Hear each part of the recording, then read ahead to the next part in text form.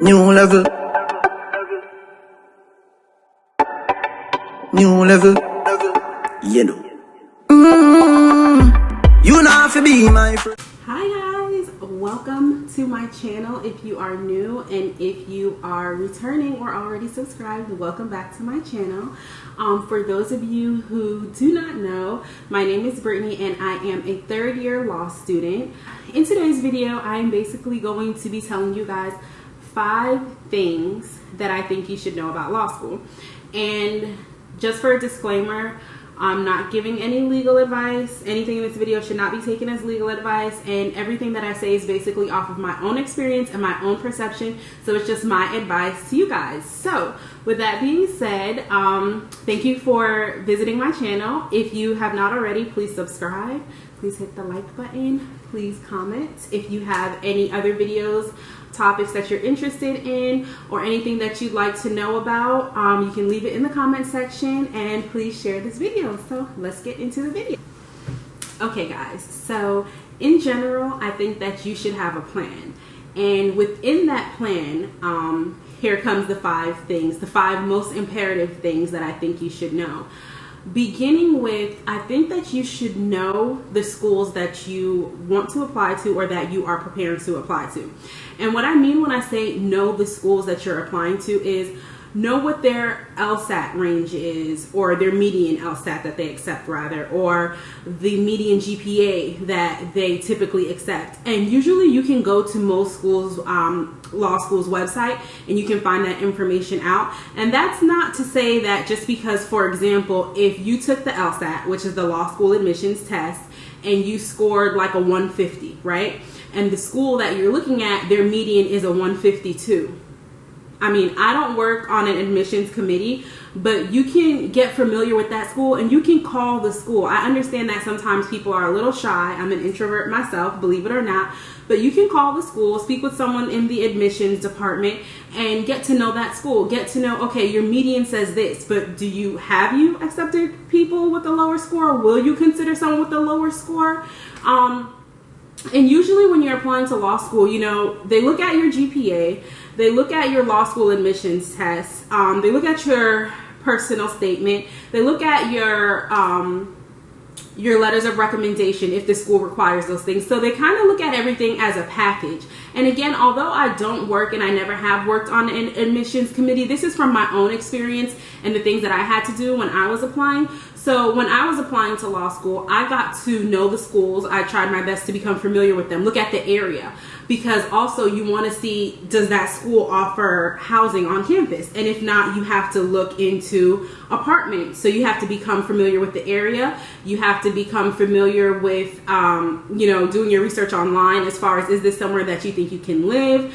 For example, if you want to go to law school in New York and you're not from there, you look at the seasons, you look at what the weather would be like. So not only from an academic standpoint should you get to know the school, but you should also get to know the school very just generally, just knowing what the weather is like there. Will you be able to, you know, survive in that area? What's the traffic like? What's your commute going to be like? How far of a distance are you going to be from the school?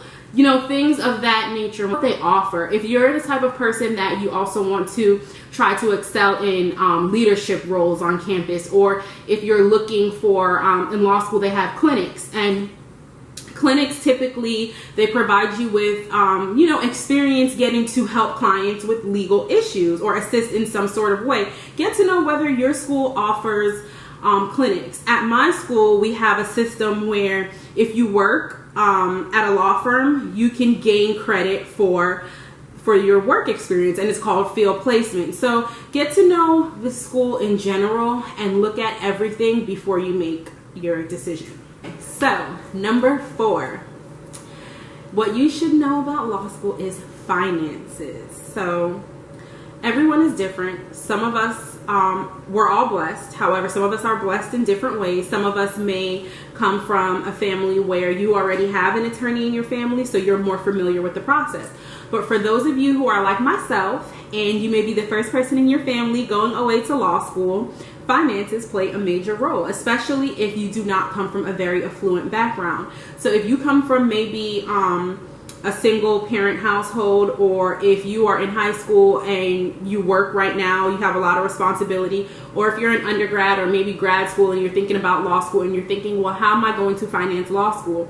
Law school is expensive. A Juris Doctorate degree is very expensive. Typically, most law students take out loans, or you can apply for scholarships. Or if your family or yourself has saved up enough money, you can pay out of pocket. I would recommend that if you are thinking about law school, try to set as much money, as much spare change as you can away into a savings account, or however you think would be most feasible for you. Unfortunately, for a lot of us, that's not realistic. A lot of people just don't have money to put aside. So knowing that you're going to take out student loans, whether it be partial or to cover your entire tuition, most loans are credit based. And again, some people do not have the greatest of credit. That is just realistic, and it's real life. So what you can do is you can begin to start trying to repair your credit from now, if you know that you're thinking about law school and possibly you need to take out student loans, or you can possibly get a cosigner, whatever works best for you.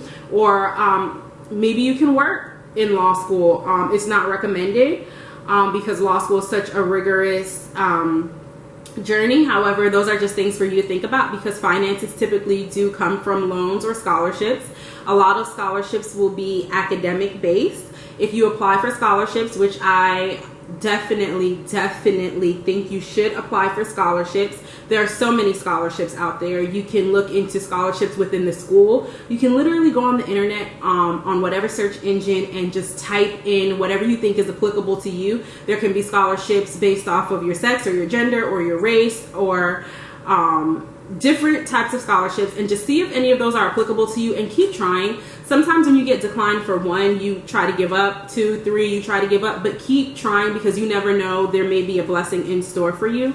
And also, when it comes to scholarships, if it is an academic scholarship, most of them, not all, because I would hate to make such a general statement, but most of them are contingent. And what that means is, I'm not trying to insult anyone's intelligence, but if you don't know what contingent means, it basically means that in order for you to continue to get this, then you have to do something. So it's kind of like a give-take type of bargain for exchange. So if you get an academic scholarship, because you have a good GPA, let's say your GPA is a 3.8 or a 3.9 or a 4.0 and above, and you get a scholarship, then they will say this academic scholarship is contingent. For example, you have been awarded a $10,000 scholarship for the fall 2021 semester, and it is contingent upon you maintaining a 3.2. So if you fall below whatever they say, and that's just an example, if you fall below that, then you will no longer receive your scholarship. Number 3. And again, this is based off of my own experience. I would say, and my own experience, and basically of me watching other people that I know or other situations, I would say protect your surroundings. Because law school is going to be, it's very challenging, and it's going to be a journey unlike one that you probably have not encountered before. And what I mean when I say protect your surroundings, that encumbers everything: protecting your space, protecting your privacy, protecting your peace. Oftentimes, I think when we become so happy about something, especially as millennials, or just living in the era of social media, we love to make these posts like, I'm so proud of myself, I just got accepted into blah blah blah. Now, I'm not saying not to share your experiences, because as strange as it may seem, me being on YouTube, I am a pretty private person. But what I do think is, I do think sometimes don't count your eggs before they're hatched. And what I mean by that, and I'm not trying to be negative at all, is that most law schools, your continuing education is contingent upon you getting a certain GPA. So if you call most law schools or the schools that you're interested in and you ask them, can I be academically dismissed? Can I be placed on academic probation? The answer for most of them is yes. And so some of them may say, if you don't maintain a 2.0, you will be dropped and kicked out of school after your first semester. And I know that may sound it can sound either very fearful, and this is not to scare you at all, or it can sound like, okay, a 2.0 is nothing. But in law school, it's very different. It's very different because you're taking a lot of intelligent people, a lot of people who are hard workers, or a lot of people who have maintained high remarks throughout their academic careers, and they're all in the same school now, in the same class or in the same section, and they're competing for these grades. That's why law school is so competitive, because you're coming from a world where you're so used to, if I work hard or if I do well, I'll get this A or this B. But not everyone typically in most law schools can earn an A or B. So I would say protect your surroundings. Also, sometimes people are not always as happy for you as they may make it out to be, unfortunately, even people close to you. So sometimes it's best to keep certain things to yourself until everything is lined up and you have all of your ducks in a row. Then you can announce to the world, I'm going to law school, or I've decided to do this, or I'm beginning a new journey. And if this is totally off for you, then it's just totally off for you. And if you're like, what? That's the worst advice I've ever heard in my life, I apologize. But again, this is just my opinion and how I've seen things. Number 2, this is very important. Know your study habits. When you get to law school, as I've stated, it is very competitive. It is very rigorous. You will receive tons and tons and tons of reading assignments. You will have to brief a lot of cases. And people will make a lot of suggestions for you. But sometimes you have to go with what you're most comfortable with. When I got to law school, I was told a countless amount of times by a numerous amount of persons, you need a study partner. You need a study group to make it through law school. My first semester, my first semester of my 1L year, I did not have a study group or a study partner, and I did well. Second semester, not to say that I did bad, because I did not do bad second semester, but second semester, I tried to switch things up. I tried to get study partners. I tried to listen to the advice that I was given, and my grades did a slight shift in comparison to the first semester. And I know that this may vary from person to person. I know a lot of people who work extremely well in study groups, and others like myself who do not. And so in saying that, what I'm basically saying is you have to know what works best for you. Just because someone is telling you to do something or telling you that they've been successful doing something, that does not mean that it's going to work for you. So know your study habits and know what works best for you, and just continue to do that, and do that very well, and work very hard and be very consistent with what you're doing, and that should continue to work for you. So the number 1 thing that I think you should know about law school, and if you're not religious, or if you're not very spiritual, or if you do not have a faith, or you're a non-believer, I apologize, this is not for you. But if you are, which is like me, the number 1 thing is to trust in God. Sometimes when you do not come from, as I stated, an affluent background, or you do not necessarily have a huge support system, or sometimes sometimes we can be our own worst enemy. Sometimes we can look at the things that we've been through in life, or some of our obstacles, and we can doubt ourselves. Like, you're capable, right? You're smart, you're intelligent, you're strong, that you are willing and able to do something and to go to law school, but there's a tiny negative voice in the back of your head telling you, no, it's not going to work. Maybe because you're a single mom, or maybe a single dad, or you just have a lot of responsibility, or a lot of other obligations, or you already have debt, or there's something holding you back, or you're scared to move, you're scared to leave someone.